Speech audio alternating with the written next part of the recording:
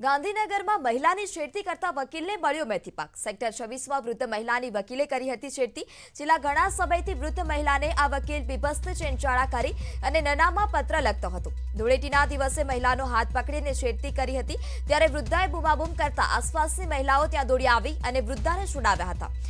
જ્યારે વધુ હોબાળો થતા વકીલ યોગેશ ધાબા પર ચડી ગયો અને ઈંટો ફેંકવા લાગ્યો હતો। આ સમગ્ર મામલો બંને પક્ષે પોલીસ ફરિયાદ પણ નોંધાઈ છે।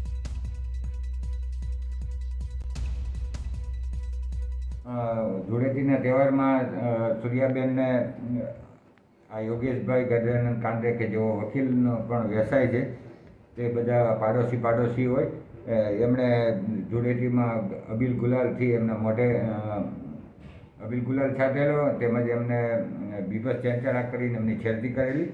આ યોગેશભાઈ અગાસી ધાબા ઉપર ચડી ગયા, ત્યાંથી છૂટા ઈંટના ઘા કરવા માંડ્યા, તેમજ ધોકા લઈને મારવા આવેલા અને ઝઘડો થતાં ગુનો દાખલ કરવામાં આવે છે। રાજ્યના નાણામંત્રી રિવરલિંક પ્રોજેક્ટના નામે ચલાવવામાં આવી રહેલા આંદોલનને ભ્રામક આંદોલન ગણાવ્યું હતું। નાણામંત્રી કનુભાઈએ કહ્યું હતું કે કોંગ્રેસ આદિવાસી સમાજના લોકોને ગેરમાર્ગે દોરી રહી છે।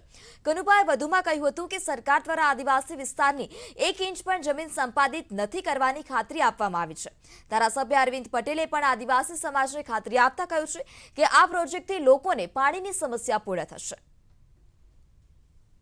કરોડ જે જોગવાઈ કરી છે એ પણ રદ કરવા જોઈએ।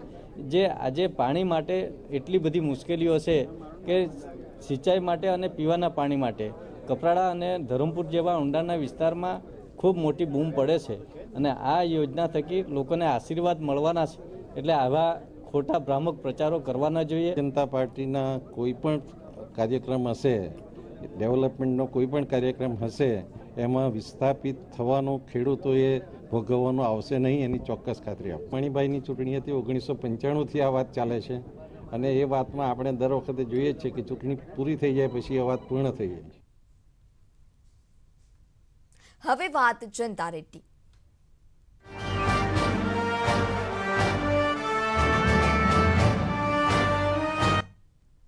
બનાસકાંઠામાં મોડી રાત્રે પાડેલી જનતા રેડમાં દારૂ ઝડપાયા બાદ ક્રોસ ફરિયાદ નોંધાતા ગેનીબેન ઠાકોરની મુશ્કેલી વધી છે।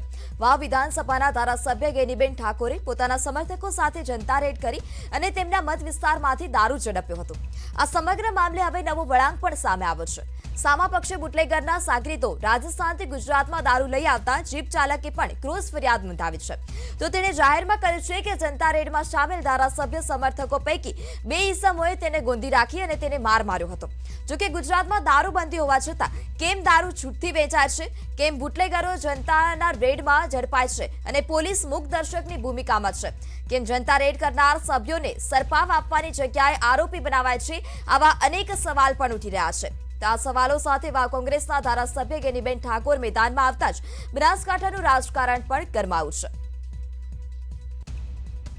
જે અનુસંધાને આજે ધારાસભ્ય શ્રી મળવા આવેલા હતા અને એમાં તપાસ યોગ્ય રીતે થાય, તટસ્થ રીતે થાય અને જે સાચું હોય એ પ્રમાણે બહાર આવે એ બાબતે રજૂઆત કરી હતી અને હાલે અમે તપાસ સંભાળી લીધેલી છે। આજે બીજો ગુનો છે કે જેમાં જે આક્ષેપ કરવામાં આવેલો છે અને જે એફઆઈઆર કરવામાં આવેલી છે કે રાત્રે 11 વાગે પિકઅપ ડાલુ કબજે કરી અવાવું જગ્યાએ લઈ ગઈ, મારછૂટ કરી હતી, લૂંટ કરેલી હતી, એ બાબતની જે એફઆઈઆર રજીસ્ટર થઈ એની તપાસ અમે કરી રહ્યા છીએ। સમગ્ર મામલે ગેનીબેન સહિત 3 ધારાસભ્ય પોલીસ સ્ટેશન પહોંચ્યા હતા। ગેનીબેન ઠાકોરે પોલીસ અને એસપી સામે ગંભીર આક્ષેપો પણ કર્યા છે। તેઓએ કહ્યું છે કે જનતા રેડ મામલે વિધાનસભામાં ઉઠાવીશું સવાલ, તો બીજી તરફ કોંગ્રેસના અન્ય ધારાસભ્યોએ તટસ્થ તપાસની પણ માંગણી કરી છે। ગુલાબસિંહ રાજપૂતે કહ્યું કે તટસ્થ તપાસ નહીં થાય તો આંદોલન કરીશું।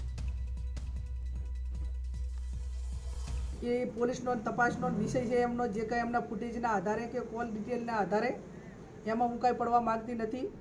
મારી વાત કે બનાસકાંઠા જિલ્લાની અંદર વિધાનસભામાં અમે 15 તારીખે કહીએ છીએ અને 16 તારીખે આટલી બધી ગાડીઓ દારૂની નીકળે, તો એનો અર્થ એ થયો કે વિધાનસભાની અંદર ગૃહમાં ચર્ચા થાય, ગૃહમંત્રીને ખાતરી અમને આપે કે અમે હવે આવું થતું હશે તો નહીં થવા દઈએ અને અમે બનાસકાંઠા એસપીને સૂચના આપીએ છીએ અને એના દિવસે થાય એટલે ગુજરાત વિધાનસભાનો જે કંઈ ગૃહ વિભાગનો જે વિષય છે એને આઈના એસપી અને આઈના બુટલેગરોએ ગંભીરતાથી લીધો નથી, એ આ ઘટના ઉપરથી સાબિત થાય છે।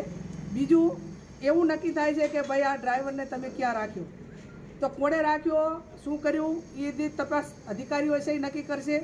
અમે તો એમ કહીએ છીએ કે મારી હાજરી હતી ત્યાં સુધી ડ્રાઈવર એમ કહેતો હતો કે બેન અમને જવા દો, કાલે હોળી છે ને તમે આ રીતે એનો કેસ કરાવી દેજો. અમારા ઉપર બિન વારસી તરીકે કેસ ના કરે એટલા માટે કે અમે ડ્રાઈવરને હાજર રાખ્યો. ડ્રાઈવરને કોઈ ઈજા થયેલી નથી, એને કોઈએ મારેલો નથી, માત્ર એને પોલીસના કહેવાથી પોલીસ એને શીખવાડે કે તારે આવું બોલવાનું. અને લાંબા ટાઈમ સુધી આ લોકોને જેલમાં રાખી અને ભવિષ્યમાં કોઈ જનતા આગળ આવીને આ બુટલેગરો સામે ના પડે, પોલીસના આપતા બંધ ના થાય એટલા માટે એમનું પ્લાનિંગ છે લોકોને અને આગેવાનોને વિરોધ પક્ષને ભયભીત કરીને એના ઉપર ખોટા ટોચન કરીને આ જે પ્લાનિંગ બંધ જે કરી રહ્યા છે એની સામે અમે નથી ઝૂકવાના. અમે અમારી જે લડાઈ લડવાની સાચી છે, લોકો માટે લડીશું, બુટલેગરો સામે લડીશું. વિરોધ પક્ષ તરીકે અવાજ ઉઠાવવાનો હશે ત્યાં પણ ઉઠાવીશું. અને ઈજા થઈ છે કાં છે એક જે લોકો દારૂને રેડ કરે એના ઉપર 3300 રૂપિયાની લૂંટનો દાખલ ગુનો થાય, એ પણ જે દારૂ સાથે જે પકડાયેલો વ્યક્તિના કેવા પ્રમાણે કરવામાં આવે, ક્યાંક ને ક્યાંક આ બુટલેગરોને રક્ષણ આપવાની જે જનતા રેડ કરે છે ઠાકોર સમાજના આગેવાનો પર ખોટી રીતે કેસ કરવામાં આવ્યા છે. અગાઉ જનતા રેડની સમગ્ર ઘટના પર નજર કરીએ તો બનાસકાંઠાના વાવ વિધાનસભા વિસ્તારના ધારાસભ્ય ગેનીબેન ઠાકોરે ધૂળેટીની વહેલી સવારે જ પોતાના સમર્થકો સાથે જનતા રેડ કરી હતી. ગેનીબેન ઠાકોરે રાત્રે 3 વાગે ભાભરથી કોતરવાડાની કેનાલ ઉપરથી એક પિકઅપ વાનમાં મોટી માત્રામાં હેરાફેરી થતો દારૂનો જથ્થો ઝડપી પાડ્યો હતો. જ્યારે આ જનતા રેડમાં ગેનીબેન ઠાકોર સાથે આસપાસના યુવાનો પણ જોડાયા હતા. વિનુ સિંધી નામના બુટલેગરના અડ્ડા ઉપર કરેલી આ જનતા રેડમાં એક બુટલેગર પણ ગેનીબેનને ઝડપી પાડ્યો હતો અને પોલીસને જાણ કરતા રાતોરાત જિલ્લામાં આવા કામ થતા હોવાની માહિતી પણ આપી હતી.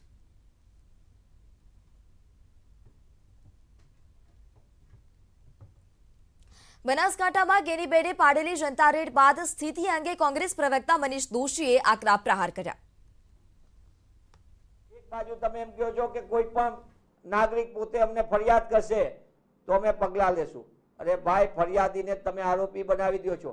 ત્યારે ગૃહ વિભાગ જો આ કિસ્સાની અંદર બનાસકાંઠાની અંદર જે સંપૂર્ણપણે દારૂના વેપલાની આખી પોલ ખુલી છે, કરોડો લીટર દારૂ ઠલવવાનું, એની અંગે જો સખત પગલાં નહીં ભરે તો એ સ્પષ્ટ થઈ જશે કે આ માત્ર બનાસકાંઠાના જિલ્લાના પોલીસ તંત્ર પૂરતા જ હપ્તા કે એની ગોઠવણ નથી. આ ગાંધીનગર સુધી હપ્તારાજ ગોઠવાયેલું છે.